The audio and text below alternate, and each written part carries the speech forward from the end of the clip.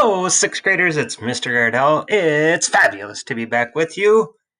Today is a sad day. It's a sad day because it's the last day of social studies for the school year. All right, let's get over that and let's move on with our joke of the day. Here is our joke of the day. What's a librarian's favorite type of bait to use when fishing? What's a librarian's favorite type of bait to use when fishing? I will give you a few seconds to think of a response, starting now.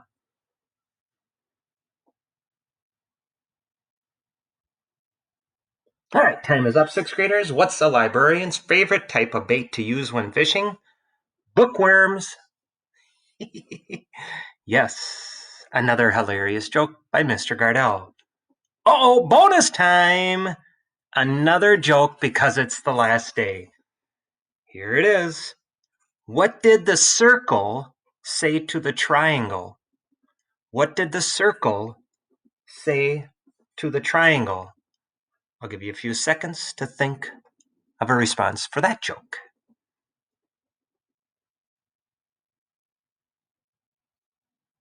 All right, sixth graders, time is up again. What did the circle say to the triangle? I don't see your point. Hilarious, hilarious, hilarious. I know.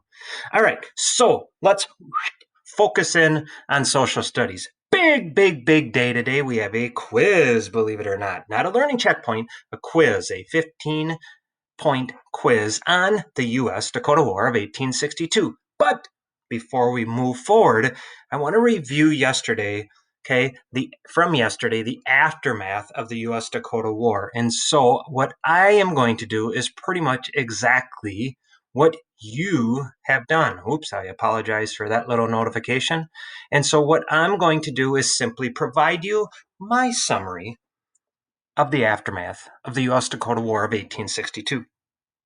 On December 26, 1862, 38 Dakota were hanged in Mankato in what was and still is the largest mass execution in U.S. history.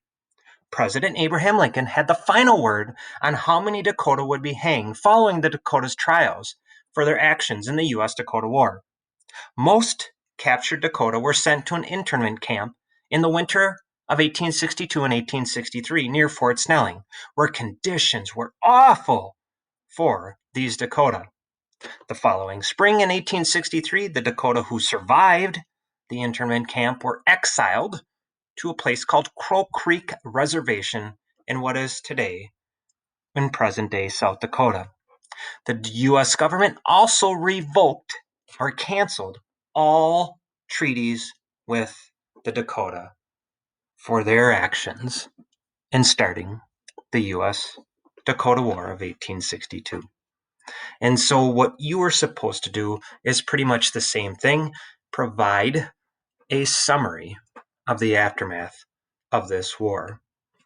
All right, so I want to focus, before you get to the quiz today, I want you to really think about really three parts to this war, or the war between the U.S. and the Dakota in 1862.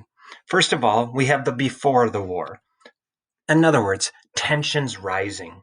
What was happening during that time when tensions were rising and really the traditional Dakota were getting extremely frustrated and irritated and annoyed and even really upset with their counterparts, the farm Dakota. And so what really led up to the war? Those tensions. Okay, I'll show you in a moment where you can go back and review that information before you take the quiz today. But during the war, or the war itself, what happened specifically during the war itself, okay? Think about the loss of life that occurred during the war, okay? When did the war start? When did the war end? How did the war start, okay? And lastly, we just talked about the after the war portion of the U.S. Dakota War of 1862, or the aftermath.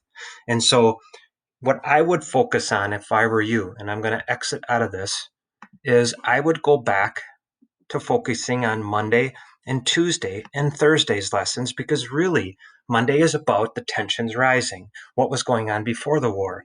Tuesday was about the war itself, and Thursday, okay, was really about the aftermath. And so I would go back to Monday, May 24th, and click on the tensions rising learning activity, and I would refocus my attention on going through, there we go, this learning activity, this tensions rising one, which should be completed by now.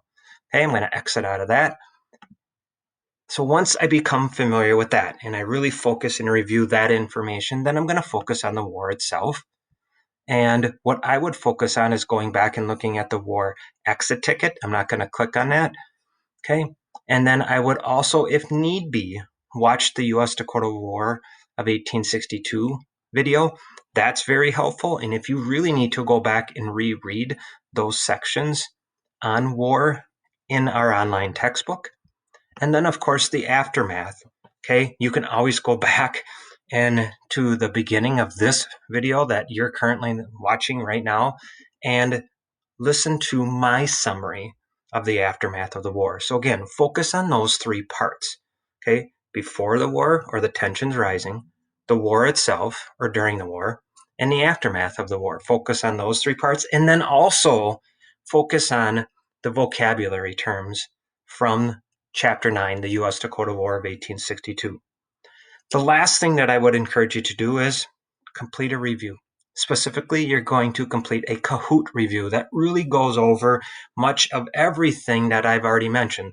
The before the war, the during the war, the after war, the war, the vocabulary terms. And so here is the link to that Kahoot, and there is the game pin. Or if you're curious what it looks like, this is the front part of it, or the very first slide, and then you can see the questions. Yours will look a little bit obviously differently than mine. And once you've completed all of those learning activities, then and only then would I jump to completing the quiz itself. And again, I'm not going to click on that. Alrighty, sixth graders, it's been a privilege. I really wish you nothing but the best.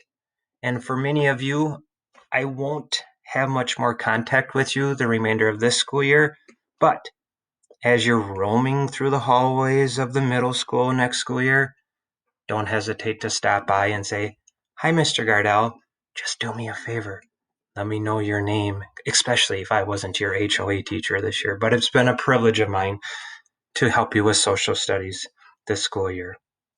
Take care, sixth graders, and always, if you have any questions, feel free to contact me or your HOA teacher. Bye now.